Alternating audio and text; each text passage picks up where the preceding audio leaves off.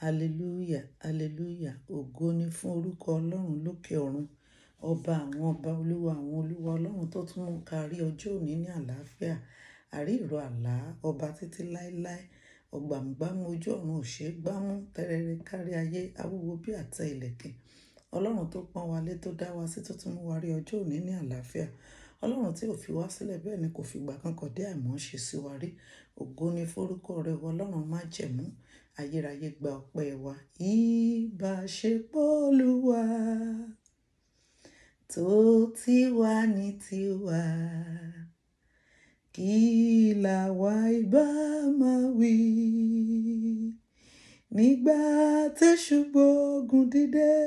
Ọpẹ́ o, ọpẹ́ ní f'Olúwa, bàbá wa olóore àṣebà.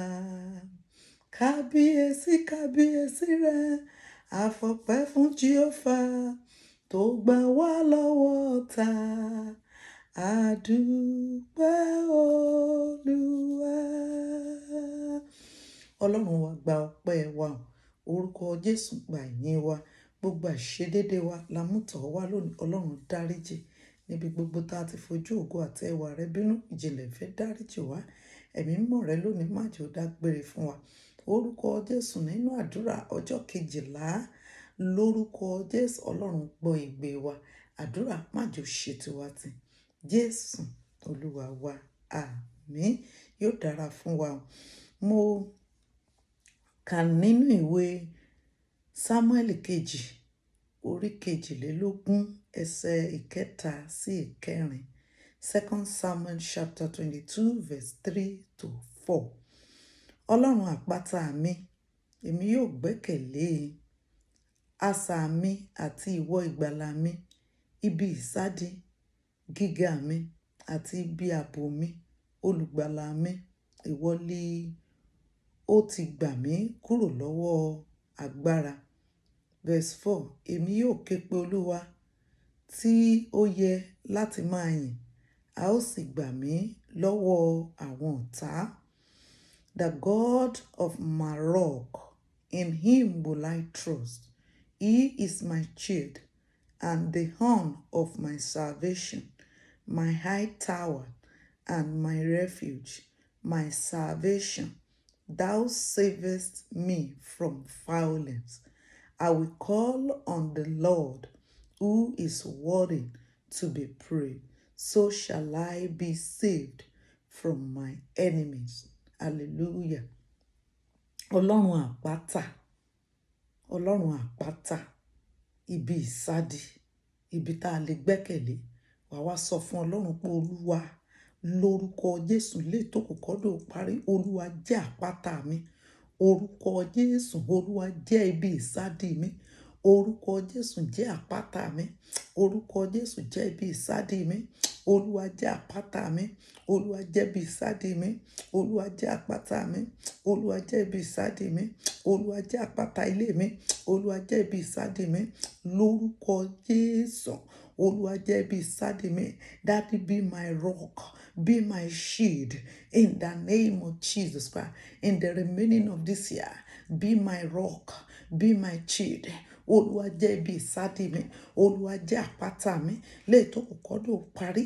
Orúkọ Jésù jẹ́ ibi ìsádi mi. Olúwa jẹ́ àpáta mi. Jésù Olúwa wa. Olúwa gbà mí là. Léètò kọ́dọ̀ parí. Orúkọ Jésù gba ayé mi là.